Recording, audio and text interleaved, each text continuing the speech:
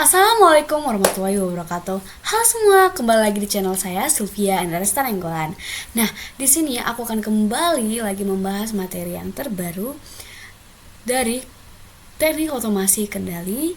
Namun sebelumnya aku memperkenalkan diri dulu. Perkenalkan, nama saya Sylvia Andaresta Nenggolan dengan NIM 4402246534146 dari kelas KS 3D dari Prodi Rekayasa Perancangan Mekanik Sekolah Vokasi Universitas Diponegoro. Nah, materi yang akan kita bahas kali ini apa ya? Jadi, judulnya yaitu Kontrol PID Motor DC dengan Simulink. Di sini kita akan membahas dulu apa itu PWM. Jadi, PWM itu merupakan singkatan dari Pulse Width Modulation, yang merupakan metode pengaturan kecepatan motor DC dengan cara mengubah lebar pulsa sinyal digital tanpa mengubah tegangan sumber. Secara konsep, motor tidak diberi tegangan analog, melainkan sinyal on-off berulang dengan cepat. Semakin lama kondisi on atau duty cycle besar, semakin besar energi yang diterima motor, sehingga kecepatan meningkat.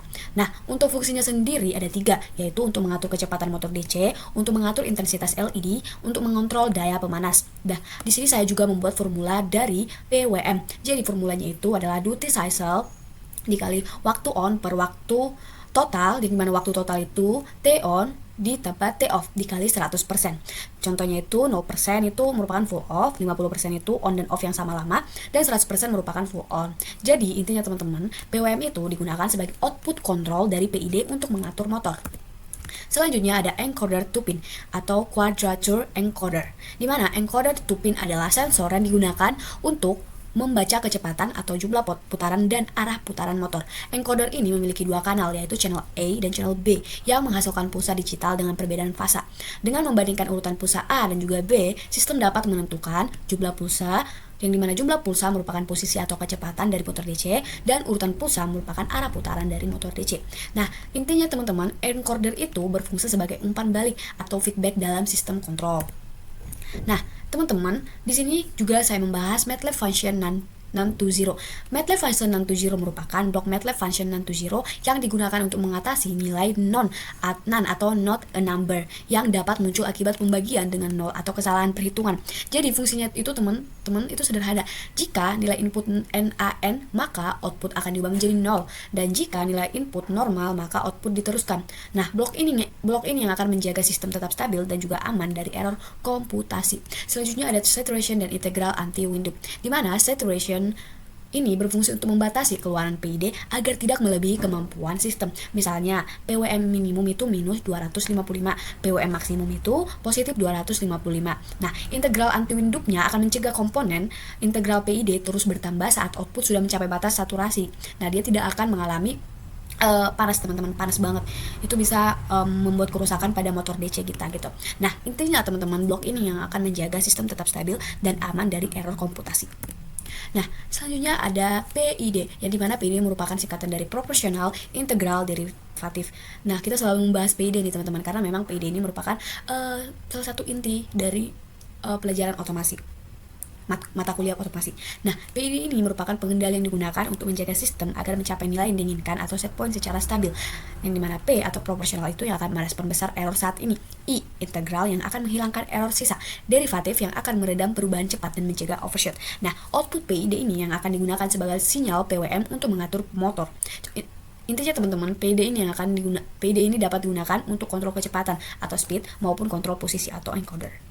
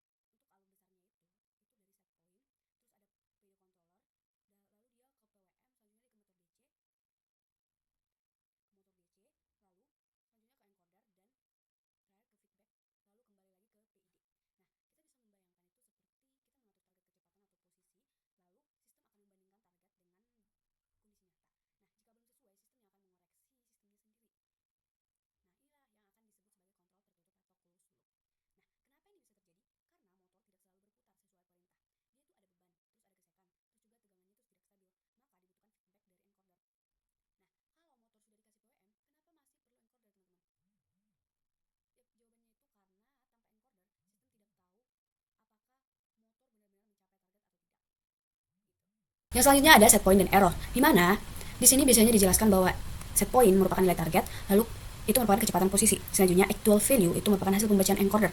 Nah, error itu merupakan set point aktual. Nah, di error ini yang akan menjadi bahan bakar utama PID. Nah, kalau errornya besar, sistemnya akan bekerja keras. Kalau errornya kecil, sistemnya akan mulai stabil. Tapi kalau error 0, target akan tercapai, gitu. Nah, kenapa error itu penting, teman-teman? Karena PID tidak bekerja tanpa error. Tanpa error, tidak ada yang akan dikoreksi. Nah, aku mau nanya nih, kalau error sama dengan 0, apakah motor akan berhenti bekerja? Tidak ya, sesuai dengan penjelasan aku, motor itu akan tetap berputar, tapi tidak lagi dikoreksi, gitu. Nah, selanjutnya kita akan membahas PID controller atau low pass filter. Di mana di PID ini seperti 3 karakter dengan tugas berbeda, di mana P proporsional yang merupakan reaksi cepat terhadap error, integral merupakan penghilang error sisa agar dia bisa pas dan tepat, dan selanjutnya ada derivatif yang akan meredam lonjakan biar tidak kaget. Nah, kalau dianalogikan itu, P itu kayak gas, terus I itu kayak koreksi arah, dan D itu merupakan rem. Nah, kenapa mereka harus digabung? Nah, P itu jika dia P saja, dia akan cepat tapi bisa overshoot. Kalau I saja, dia akan lambat. Terus kalau D saja, dia tidak akan bisa berdiri sendiri. Nah, PD itu merupakan kombinasi yang terbaik, teman-teman. Aku mau nanya nih, kalau KP dibesarkan terus, makin bagus dong, ya kan? Salah, tapi dia akan terlalu besar. Nah, sistemnya akan berisolasi dan tidak stabil. Nah, selanjutnya di sini aku akan membahas kecepatan per sekon. Nah, di kecepatan per sekon ini, PD tidak langsung memutar motor, tapi akan menghasilkan nilai PWM. Nah, PWM yang akan bekerja dengan mengubah lebar pulsa, terus bukan mengubah tegangan. Nah, PWM besar atau motor cepat, PWM kecil itu merupakan motor lambat. Nah, kalau kita pakai PWM, dia akan lebih efisien, terus mudah dikontrol secara digital, terus cocok untuk Arduino. Nah, kenapa sih gak pakai tegangan analog saja? Betul, karena Arduino itu tidak benar-benar punya output analog murni, yang ada adalah PWM. Nah, selanjutnya teman-teman di sini merupakan pembahasan dari yang sebelumnya kita bahas, yaitu NA non-to-zero. Nah, kadang sistem itu akan membaca encoder itu belum siap, terus data errornya akan kosong. Nah, akibatnya akan muncul NaN, not a number. Nah, fungsi dari not a number atau non-to-zero ini yang akan berperan sebagai pengaman sistem. Kalau datanya NaN, dia akan diubah menjadi 0. Nah, jika dia datanya normal, dia akan dilewatkan. Terus kenapa ini penting? Karena NaN ini yang akan bisa merusak perhitungan PID. Nah, bisa bikin PWM itu juga ngaco, hasilnya ngaco. Nah, kalau NaN dibiarkan, apa yang akan terjadi? Jawabannya mudah banget, sistem akan crash, error, dan motor akan gerak tidak terkendali. Nah, di sini merupakan format untuk grafik set point, posisi, ENC, speed, error, dan grafik PID. Di mana grafik ini adalah jendela ke dalam otak sistem. Biasanya itu akan ditampilkan set point, kecepatan atau posisi aktual, terus error, lalu output PID dan output PID total. Nah, dari grafik ini kita akan tahu apakah PID-nya stabil, apakah dia akan overshoot, lalu apakah dia responnya lambat. Nah, aku mau nanya nih, grafik mana di antara grafik yang aku sebutin tadi, grafik mana yang paling penting? Yap, jawabannya itu semuanya penting, teman-teman. Tapi error dan respon ke set point-nya paling menentukan kualitas dari kontrol. Nah, selanjutnya di sini kita akan masuk pada pengaturan KP, KI, KD. Nah, di sini kita akan melatih kontrol perasaan atau feeling control. Nah, urutannya itu dari KP value, selanjutnya urutannya itu adalah untuk atur dulu KP, selanjutnya kita akan menambahkan KI, dan terakhir KD. Nah, tidak ada nilai PID yang paling benar, teman-teman. Yang ada itu adalah paling cocok dengan sistemnya. Gitu. Ini yang akan mengatur, teman-teman, kecepatan dari motor DC kita. Oke, selanjutnya adalah percobaan 1. PID speed. Nah, sebelum saya menunjukkan video percobaan saya, di sini saya akan menjelaskan dulu ya, teman-teman. Di percobaan ini akan fokus pada pengontrolan kecepatan dan feedback dari encoder kecepatan. Nah, targetnya itu apa sih? Targetnya itu untuk kecepatan stabil, terus error kecil, lalu respon cepat. Nah, dia itu akan cocok pada, contohnya tuh conveyor atau roda robot gitu. Nah, di percobaan kedua ini juga, teman-teman, jadi mana di percobaan kedua ini adalah PID posisi atau encoder. Di sini yang akan dikontrol adalah posisi sudut atau jumlah putaran. Nah, PID yang akan menggerakkan motor terus berhenti tepat di posisi target. Dia itu akan lebih sensitif dibanding speed control. Contohnya itu bisa kita lihat pada pintu otomatis, seperti atau CNC mini gitu. Nah, aku punya pertanyaan nih, mana lebih sulit, PID speed atau posisi? Jawabannya gampang banget. PID posisi itu lebih sulit, teman-teman, karena kesalahan kecil bisa membuat sistem terus berisolasi. Nah, kesimpulan dari video saya ini sebelum saya menunjukkan video praktek saya dengan simulasi motor DC saya merupakan sistem kontrol motor DC bekerja dengan PWM sebagai penggerak, encoder tupin sebagai umpan balik, dan PID sebagai pengendali. Penggunaan non-to-zero saturation dan anti-wind loop menjaga sistem tetap stabil dan aman. Dengan integrasi MATLAB, Simulink, Arduino, kontrol kecepatan dan posisi motor dapat dicapai secara akurat dan terkendali.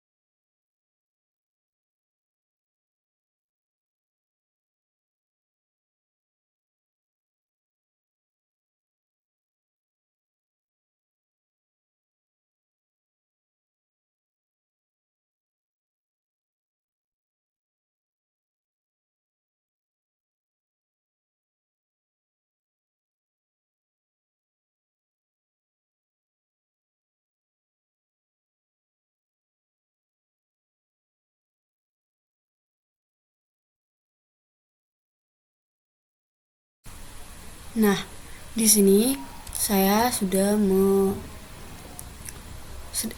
melakukan praktikum dengan motor DC dan saya mengarahkan kursor saya di parameter.